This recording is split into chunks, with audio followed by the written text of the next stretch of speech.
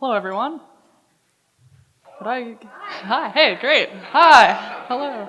I can kind of see you. Could I have everyone hold up their phones really quickly? Great, excellent. Okay, so the faster you held those up, the more cyborg-like you are. Some of you are more cyborg-like than others, and some of you are more reluctant cyborgs. In reality, we're all cyborgs, and this doesn't mean that you have to have something integrated into your body to actually be a cyborg. That's not RoboCop or Terminator or anything like that, but anytime you interact with a piece of technology in a symbiotic relationship, you're actually acting as a cyborg. The actual definition of cyborg comes from a 1960 paper on space travel, and it describes an organism to which exogenous components have been added for the purpose of adapting to new ambient environments, which is basically like somebody in space. So someone wearing a spacesuit is doing what a human is not supposed to be doing. A human is, by nature, this hairless kind of strange creature that has made these tools outside of itself and attaches them in order to adapt to these environments. So a person in space is using the spacesuit in order to survive an environment in which they wouldn't normally be able to survive. Are these automatically advancing on me? So technology has been changing over time, but most of technology in the past has been an extension of our physical selves. So a hammer, for example, is an extension of the fist, the ability to hit something with force. And over time, the hammer hasn't really changed its shape and form. It's stayed pretty much the same. It's had pretty much the same function. But when you look at a phone, for instance, the form doesn't match the function. It doesn't really stay stable. And this is really an extension of the mental self. Along with writing early on, an extension of the mental self, a way to take what was formerly inside your mind that might have been invisible and put it out into the world so that somebody else might be able to bring that back into their own mind. So these technologies as an extension of the mental self are fundamentally interesting because they can sometimes be invisible. They can sometimes be larger on the inside than they are on the outside. So the example of a tool is a physical extension of the self, and then looking at the evolution of a mainframe computer to a desktop to a mobile device, we have completely different ways of interacting with this technology. First off, you have physical buttons in the earliest computers, and if you want to change what those do, you have to go into the system and actually physically change the wires and physically resolder parts together. But when the computer came out with a screen, you could have different things happen on the screen. When software came out, you could have any of those buttons do anything.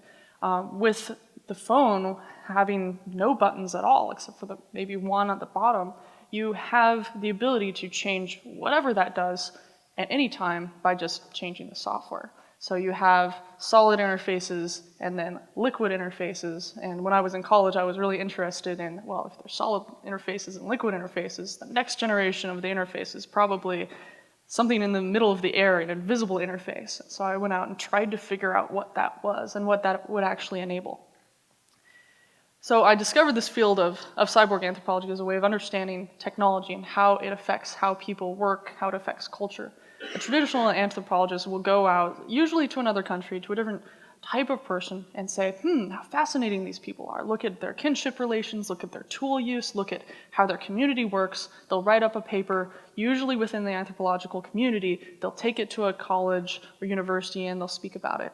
Usually this information doesn't go everywhere else in the world.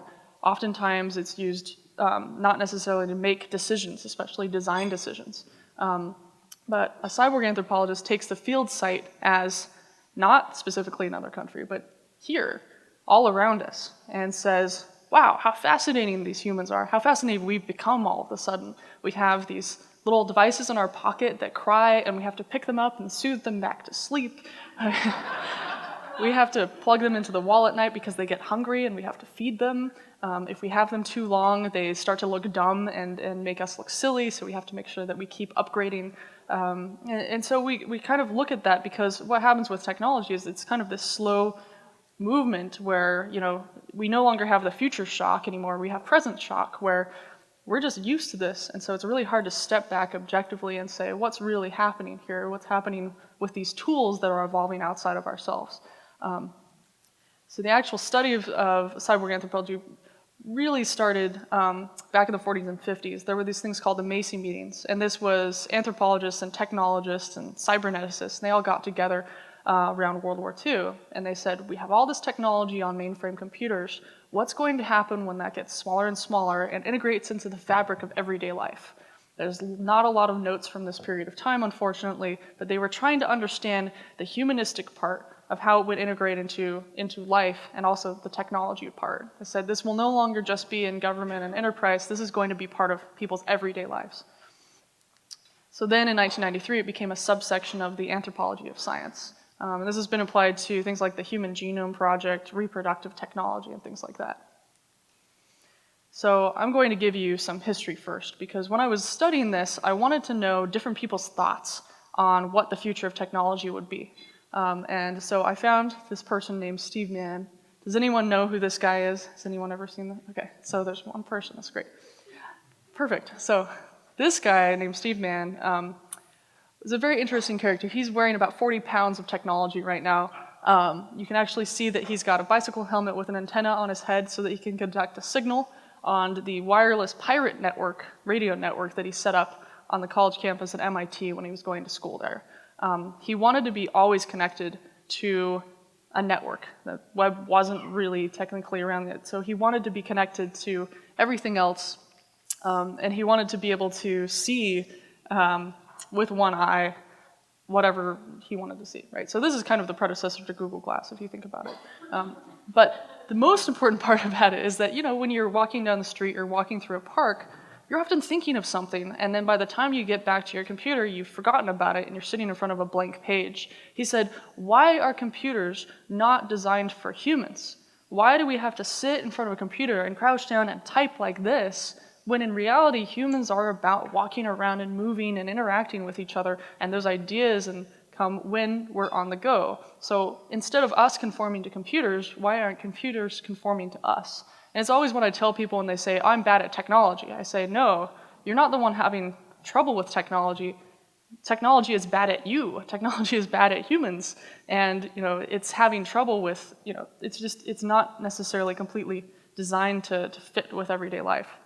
So he decided when he was very young that he wanted to make a mobile heads-up display, basically. So when he was 10 years old, he was walking down the street, found a television repair store, and he asked the guy in the television repair store, hey, can I have a job here?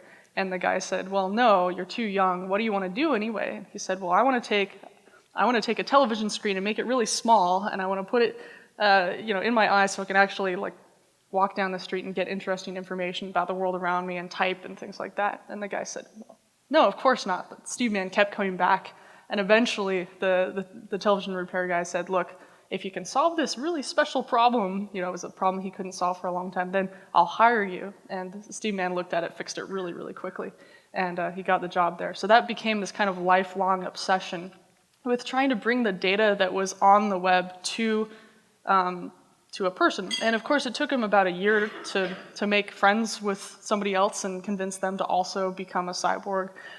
He had during this time, he had metallic gel that he would put on his hair so that he could, again, conduct that signal with the antenna. So he called this the WearCam, which is just a wearable camera. I mean, I love this person because he really, really has an opinion and decides to make it and decides to do this for his entire life. Here's some of the stuff he could do.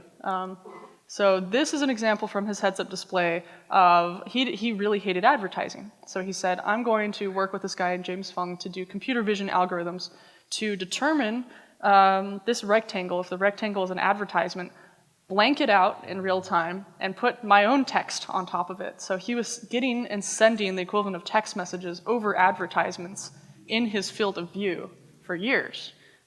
So this is an example of his wife, and she's just sending him a message.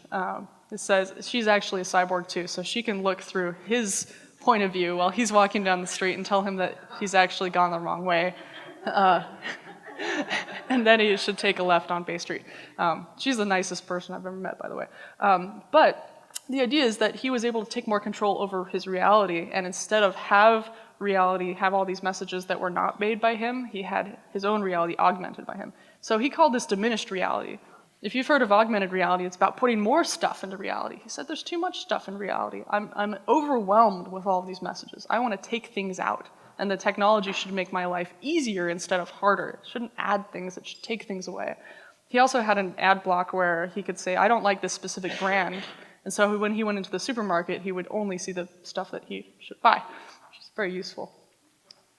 But you might ask how he actually inputted data, because you can't just walk around with a keyboard, and there weren't really liquid crystal displays or any of these like mobile technologies around that time.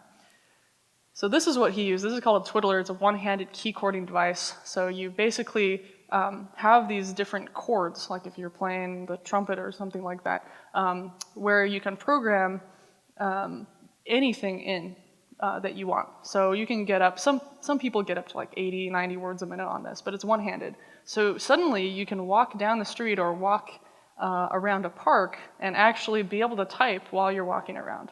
And so he had this class at University of Toronto after he got his PhD, where everybody in the class had to build their own cyborg wearable computer, which I don't think I included the picture in. It was pretty epic. And then everybody would have this one-handed keyboard device, and they would do all of their homework on this device, and they would write their thesis and dissertation this way. So there are still some of these people running around literally just typing everything. So an entire research paper, so you go on a nice walk in the park and you actually get something done on your research paper instead of feel like you're procrastinating.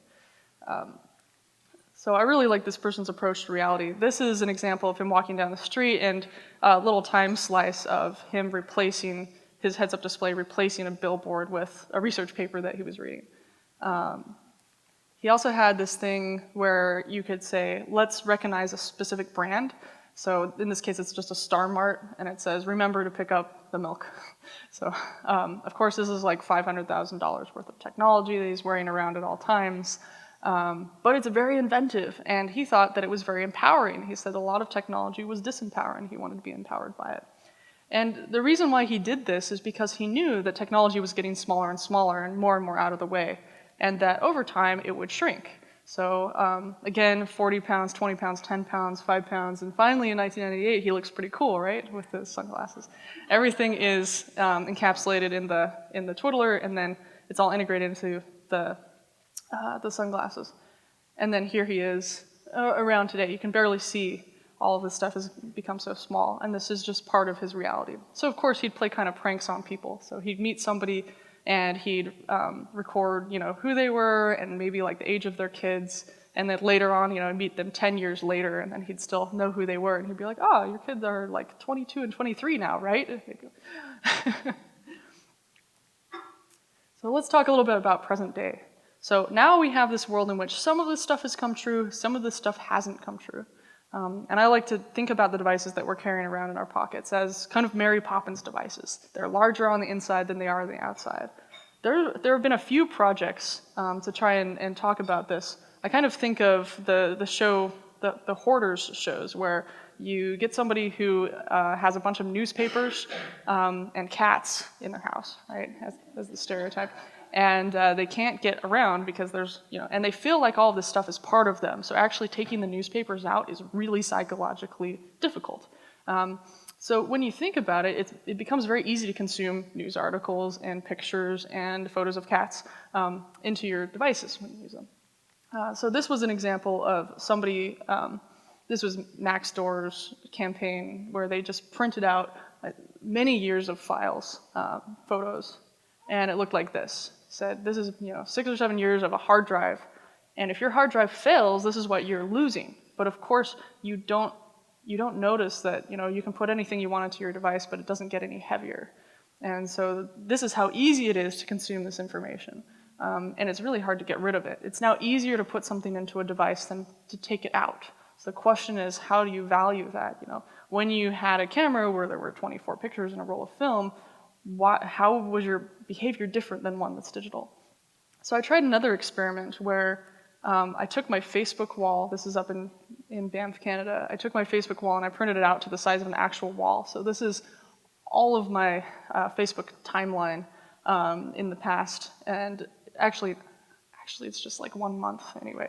It's so super invasion of privacy. Here's an art show. Everybody can come in and see all of the things on my timeline, and so they did, and just here you go. And people would walk past and look at it. And I was looking at it from afar and saying, this seems really familiar, but I'm not really sure where I've seen it before. And then I realized that all in ancient history, the really important people in Egyptian history would have an entire temple of really mundane stuff carved into stone forever, right? And it's like, this guy had, this much of a tax, and the crops were like this year, and this month this guy got in a small fight with this other guy. There's basically wall posts for these important people in society. The difference is that this will last for 3,000 years. And what is your data on the web? It's kind of stored in these servers in the cloud somewhere. If that data goes away, then what do you have left? And are you really that important? I mean, if you have a cavern full of data, the equivalent of a pharaoh, but everybody has it, then is it important at all anymore to archive it? So the question is, if some of this goes away, will there be a digital dark age at some point where our data goes away and none of it's been archived? So there's a foundation called the Long Now Foundation, and they're trying to print this all out and archive it so that it actually lasts for a really long time. So the other thing that we have is hyperlinked memories. So instead of just having a memory in our own mind where you say, oh, what was that memory? You kind of come up with a keyword and then your brain gives you whatever you're looking for. You're now storing these memories outside of yourselves, and so you kind of have these hyperlinks. Every one of those photos that you save on your hard drive then becomes a hyperlink to a memory, and it's even harder to get rid of it because you are feeling like you're actually deleting memories when you're getting rid of those photos. And the other thing that we have, I like to call it persistent paleontology. When you're in your email account, you keep having this like fine layer of silt deposited on top of it with all these more and more emails, and you have to, it becomes a dig site where every time you go into your email and you have to look for something, you're typing in these keywords, you're trying to remember what keyword you had. If you're advanced, you have better tools to actually get to those emails, but everything is coming at you at the same time, and it looks of the same importance because it's all the same text size. And this becomes an issue when you have many inboxes that do this at the same time. I think of this as simultaneous time, where you have all of these things demanding your attention, and the time zones are not respected anymore, and your time is not respected anymore because anybody can show up with this data at any time. And this leads to social punctuation. This is a person at a Foursquare party checking in on Foursquare to the Foursquare party. But the idea behind social punctuation is, in real life, you might be doing something, and then some other thing might grab your time. And it has nothing to do with your current environment, and so you're always in this task-switching type situation where your reality gets interrupted by this virtual reality, and then that becomes your temporary reality. And like Lisa Reichelt said, a lot of us are beginning to have continuous partial attention, where we're just continuously partially having our attention glued to something but not to other things, and then switching in and out. And if you look at this kind of from computer technology, when you're installing programs and you have other programs running at the same time, you have programs that are being installed in your hard drive in fragmented chunks. And then you have to do disk defragmentation to like put all the chunks back together. So you're not actually like writing memories to your brain in a sequential way, so it's harder for memory retrieval later on. And all this comes together, and I just call this the architecture of panic. This was my email inbox after TED, which I don't recommend ever doing that for this alone. But you become completely overwhelmed, and it's very hard to deal with this. You have to like segment it, or you just declare email bankruptcy, and you just throw it all away. So this is one of prosthetics and their discontents. Prosthetic being something that you attach to yourself. There's been stories about somebody having an older model phone, like a kid on a bus having an older model phone, and then going to the back of the bus and like hiding while they're on a phone call because they don't want anyone to know that they have an older phone. If you start to look at car commercials and also like phone commercials, they're starting to look very similar. A car is an extension of your physical self, a phone is an extension of your mental self, it's a vehicle for it.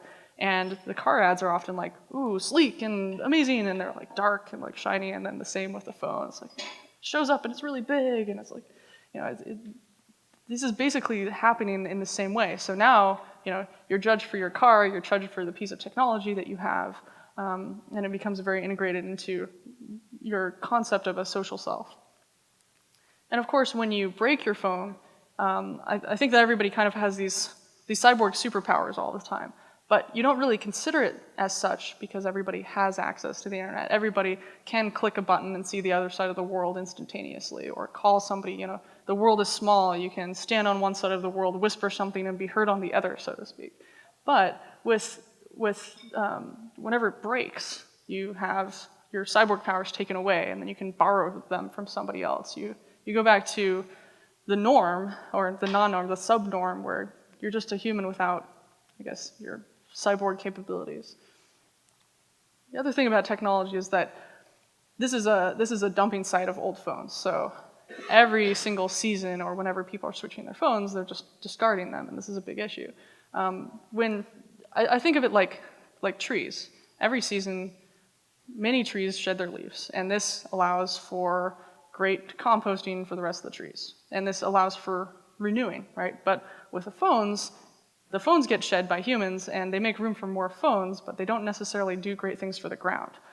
So I think of this, this kind of endless cycle of us upgrading and shedding these devices. It'd be great if you could just download hardware from the internet, just download a hardware change, but that's not really possible right now.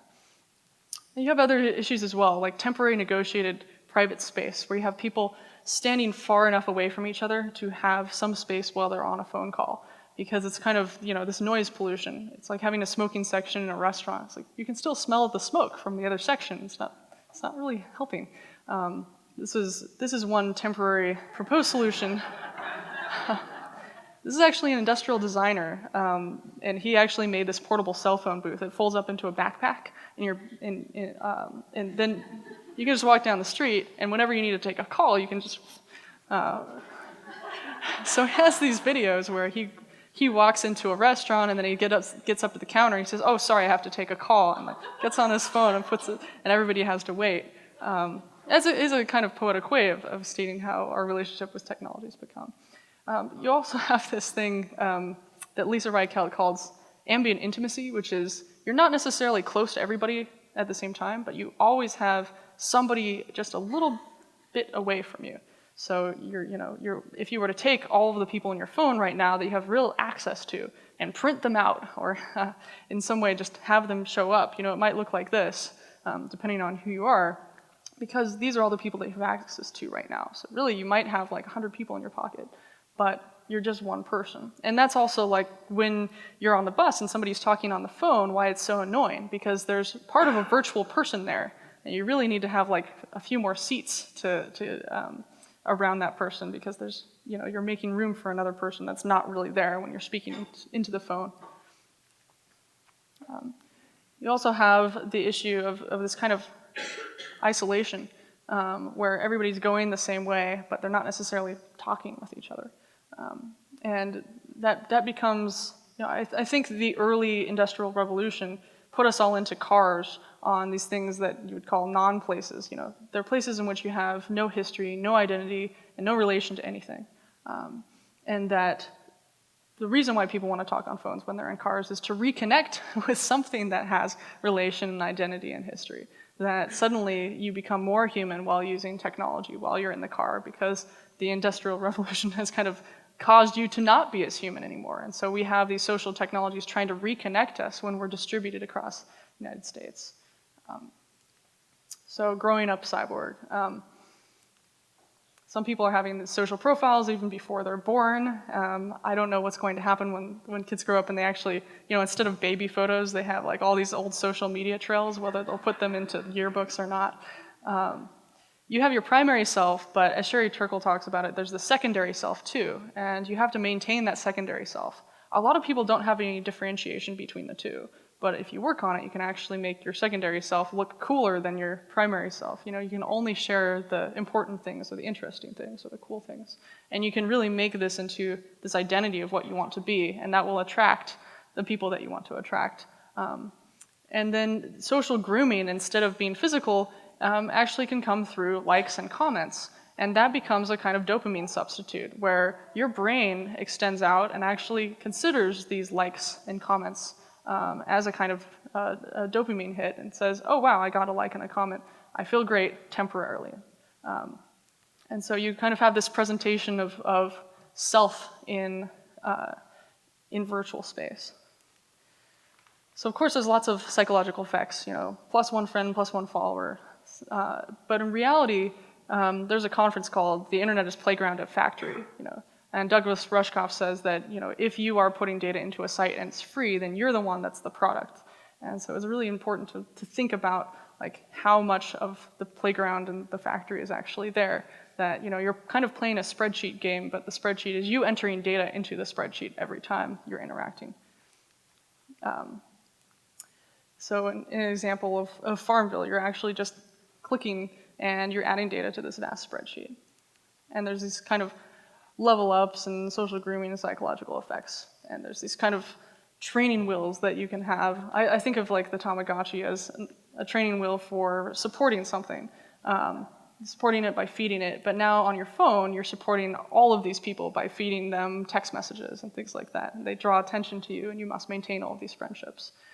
And where we had the original backyard, where you had your physical self running and leaping and figuring out the physical and the mental self at the same time, now you have this kind of virtual backyard where, without needing passports, people can talk to anyone around the world.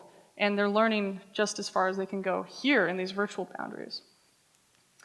But the issue that happens because of that is that when you have all these virtual kind of portals that people are carrying around in their pockets, you no longer have the ability to just run home from school and be protected from bullies. They now are with you at all times. And so this is something to really watch out for, that somebody might not be paying attention in class that well because somebody's bugging them on their phone and they can't really get away. And sometimes that's very invisible. I'm actually going to skip this section and tell this slide because I think this is important. So I really thought that, doing a lot of software, you sit in front of a computer a lot. And I wanted to bring all of that back. I wanted to kind of follow Steve Mann's ideas and have virtual reality show up in physical reality. So we made this game called Pac Map originally, which we later called Map Attack, where we turned the city streets into a real-life game of Pac-Man, where you would run outside with your mobile phone and get these virtual perimeters, these basically virtual little geofences, these coins, and if you got them, you got a certain amount of points, and you would compete against teams. And this suddenly, I was at this conference where everybody was just staying inside, and they were in front of their computer, and they didn't want to move. They really wanted to explore. This was Stanford campus. They wanted to explore Stanford, but they couldn't because the internet and the information on the internet was drawing them in constantly. And that was really upsetting for people. So we said, well, let's all go outside. We gave them this program, and they all started running around on campus. And just like when you're a kid and you make up a game, and then after running for 3 or 4 miles, you didn't even notice it, you're exhausted, and you might get called home for dinner. This was the same thing. All of these adults were running around, getting tons of exercise, not noticing it, and then coming back and saying that this was invigorating and interesting. The entire time they were using technology, but they were using it in the real world. And they actually started talking with people they wouldn't have normally talked with because there was this game around it. It gave them an excuse to do something they wanted to do, but had no reason to do otherwise. So the last part I'd like to talk about is information addiction. It's really easy to have something that seems like that is valuable on the web. You click on an article and it seems really important, but it's really not necessarily important. Again, the idea of hoarding news articles. It's very easy to just click on something and get a short micro-narrative, especially on something like Facebook. And I think of this as information junk food, where it's very easy to get. You don't build up the idea of creating something over time and getting that benefit. It's just click, click, click, instant button pressing, and you get something. And so I think this is kind of bad for the brain because you're not getting that slow creation or reading an entire book and then understanding the narratives out of that book. A group of Singaporean students came up with this term called junk sleep, which was when you go on a computer later and later at night, and the blue screen inhibits melatonin production, which is naturally occurring to get you to fall asleep. That basically you are inhibited from falling asleep until 2, 3 in the morning. You don't have enough cycles in your brain to actually refresh it at night, and you wake up with kind of a junky operating system in your brain. And then this is causing, not very good performance at school, and that you shouldn't use your technology, an hour before sleep. And there's a lot of research on this now about, good technology hygiene, which is basically about just having moderation that, if you're always available, you don't have these periods of time where you have self-reflection, where you can really build up identity because you're constantly being bombarded by information, whether you like it or not, or whether you're addicted to it. So I'm very interested in kind of comparing. So B.F. Skinner had this experiment where there were these rats, if you've heard of this one, where you have the food show up randomly when you press a lever instead of at regular intervals. And so the rats would just click on the lever all the time. Unlike, physical mail that might come once a day and you know when to check it, your email can show up at any point in time. And so people are just used to clicking on it and checking it all day. And it becomes this default thing instead of knowing when to actually do it or really pacing yourself. So in a way, we've become kind of these Skinnerian rats, a lot of us, I feel like. Especially me studying it. Here's an example of a hard drive that's been fragmented and it's being put back together. Memories not being written specifically next to each other because of all the multitasking. So I really think that it's important to have a bit of digital downtime. When I was in school, I had the capability to take drafting class and shop class where our teacher said, you'll learn this in the analog way first, and then we'll have you learn the digital tool. So we learned drafting all from scratch for 1 year, and then we did it all on a computer. And our teacher said, there's a great thing that you can do on a computer, and there's something that you should do on paper, which is, plan, and there's different processes. And they taught us the difference so that we weren't stuck to a certain piece of software, that we could always use the piece of software in the future that we wanted to, but we weren't stuck with just knowing this one thing. We knew the thing before we digitized it. And I thought that was very, very useful. And I still do most of my planning on paper first before I use the computer as a tool. I think it's an important delineation to have where you don't want to be tied to the technology, you want to be tied to the method. And the method can be used whatever technology you have. Again, self-reflection is important. It's hard today for that with all this stuff going on. And then, of course, everything in moderation, especially moderation. So no longer this as much, but this instead. These are two people actually getting a point in that GPS game that I talked to you about before. They got 50 points. You don't even see the technology on them, and they're actually like running around and having a good time. So with that, I'll end and open it up for questions.